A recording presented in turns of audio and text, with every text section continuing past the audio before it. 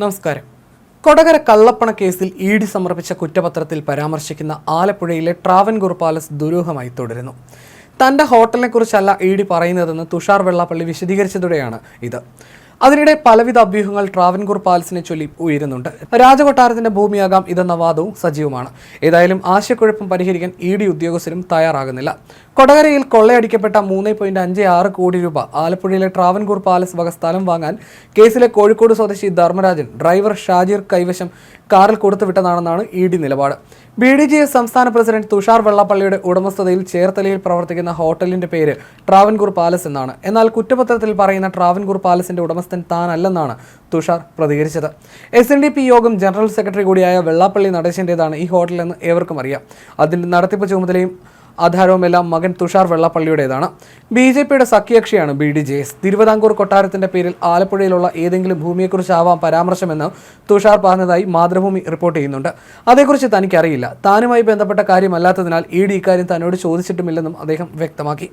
ആലപ്പുഴയിൽ രാജകൊട്ടാരത്തിന് കയർ ഫാക്ടറിയുണ്ട്. ഇത് വിൽപ്പനയ്ക്കായി വെച്ചിരിക്കുകയാണെന്നും സൂചനകൾ പുറത്തു വരുന്നുണ്ട്. 2021 ഏപ്രിൽ 3 പുലർച്ചെയാണ് കവർച്ച നടന്നത്. 7 ഇത് സംബന്ധിച്ച് പരാതിപ്പെട്ട ധർമ്മരാജൻ പോലീസിന് നൽകിയ മൊഴിയിൽ ട്രാവൻകൂർ പാലസ് വക സ്ഥലം വാങ്ങാൻ കൊണ്ടുപോയ തുകയാണ് കവർച്ച ചെയ്യപ്പെട്ടതെന്ന് പറയുന്നില്ല. കേസിൽ 2022 നവംബർ 15 രണ്ടാം ഘട്ട കുറ്റപത്രം സമർപ്പിക്കുന്നത് വരെ ധർമ്മരാജൻ ഈ വിവരം വെളിപ്പെടുത്തിയിട്ടില്ല. ഇഡി കഴിഞ്ഞ 25 PMLA പ്രത്യേക കോടതിയിൽ സമർപ്പിച്ച കുറ്റപത്രത്തിലാണ് ട്രാവൻകൂർ പാലസ് എത്തുന്നത്. ധർമ്മരാജനും പരസ്യ പ്രതികരണങ്ങൾ നടത്താറില്ല. അതുകൊണ്ട് തന്നെ ഈ പാലസിനെ കുറിച്ചും ചർച്ച സജീവമാണ്. കൊടകര കുഴൽപ്പണ കേസിൽ BJPയെ സംരക്ഷിക്കുന്നു എന്ന് ആരോപിച്ച് കൊച്ചിയിലെ ഇഡി ആസ്ഥാനത്തേക്ക് CPM പ്രതിഷേധ മാർച്ച് നടത്തിയിരുന്നു. പോലീസ് റിപ്പോർട്ടിനെ അട്ടിമറിച്ച് ഇഡി സമർപ്പിച്ചിരിക്കുന്നത് BJPയെ വെള്ളപൂശിയുള്ള റിപ്പോർട്ടാണെന്നാണ് CPM ആരോപണം. കലൂർ PMLA കോടതിയിൽ സമർപ്പിച്ച കുറ്റപത്രത്തിൽ ആലപ്പുഴയിലുള്ള വസ്തു വാങ്ങുന്നതിന് ഡ്രൈവർ ഷംജീറിന്റെ പക്കൽ ധർമ്മരാജ് കൊടുത്തുവിട്ട 3.56 കോടി രൂപയാണ് കൊടകരയിൽ വെച്ച് കൊള്ളയടിക്കപ്പെട്ടിട്ടുള്ളതെന്നാണ് പറഞ്ഞിട്ടുള്ളത്. 23 പ്രതികളുള്ള കേസിൽ പണത്തിന്റെ ഉറവിടം സംബന്ധിച്ച രേഖകൾ ധർമ്മരാജ് ഹാജരാക്കിയിരുന്നുവെന്നും കുറ്റപത്രത്തിൽ വിശദീകരിക്കുന്നുണ്ട്.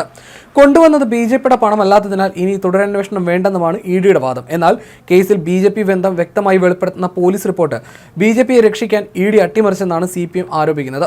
BJPയുടെ തിരഞ്ഞെടുപ്പ് പ്രചാരണത്തിനായി കർണാടകയിൽ നിന്നും കൊണ്ടുവന്ന കള്ളപ്പണമാണ് തട്ടിയെടുത്തതെന്ന് പോലീസ് നേരത്തെ സമർപ്പിച്ച കുറ്റപത്രത്തിൽ വ്യക്തമാക്കിയിരുന്നു. എന്നാൽ പോലീസ് കണ്ടെത്തിയ കളവ് മുതലിന് പുറമെ 3 ലക്ഷം രൂപയും 8 ലക്ഷം രൂപയുടെ വസ്തുവും കണ്ടുകെട്ടിയതായി ഇഡി പറയുന്നുണ്ട്. കോൺഗ്രസും ഇഡിക്കെതിരെ സജീവമാണ്. പാർലമെന്റിലടക്കം കോൺഗ്രസ് ഈ വിഷയം ചർച്ചയാക്കി. കൊടകര കള്ളപ്പണ കേസിൽ സുതാര്യവും നീതിയുക്തവുമായ അന്വേഷണം വേണമെന്നാവശ്യപ്പെട്ട് ലോക്സഭയിൽ കോൺഗ്രസ് ബഹളമുണ്ടാവുകയും ചെയ്തു. ശൂന്യവേളയിൽ കോൺഗ്രസ് അംഗം കൊടിക്കുന്നിൽ സുരേഷാണ് വിഷയം ഉന്നയിച്ചത്. BJPയുടെ കള്ളപ്പണ ശൃംഖലയെ ഇഡി സംരക്ഷിക്കുകയാണെന്ന് ചൂണ്ടിക്കാട്ടി പാർട്ടി MPമാർ സഭയുടെ നടുത്തളത്തിലിറങ്ങി ബഹളം വെച്ചു.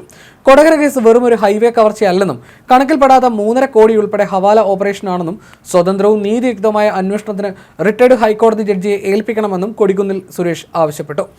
BJP ബന്ധം വ്യക്തമായിട്ടും വെറും കള്ളപ്പണ ഇടപാടായി ചുരുക്കി ഇഡി മനഃപൂർവ്വം അന്വേഷണം മരവിപ്പിച്ചെന്നും അദ്ദേഹം പറഞ്ഞു. കൊടിക്കുന്നിൽ സുരേഷിനെ പ്രസംഗം പൂർത്തിയാക്കാൻ അനുവദിക്കാത്തതിൽ പ്രതിഷേധിച്ച് കോൺഗ്രസ് അംഗങ്ങൾ നടുത്തളത്തിൽ ഇറങ്ങുകയും ചെയ്തു.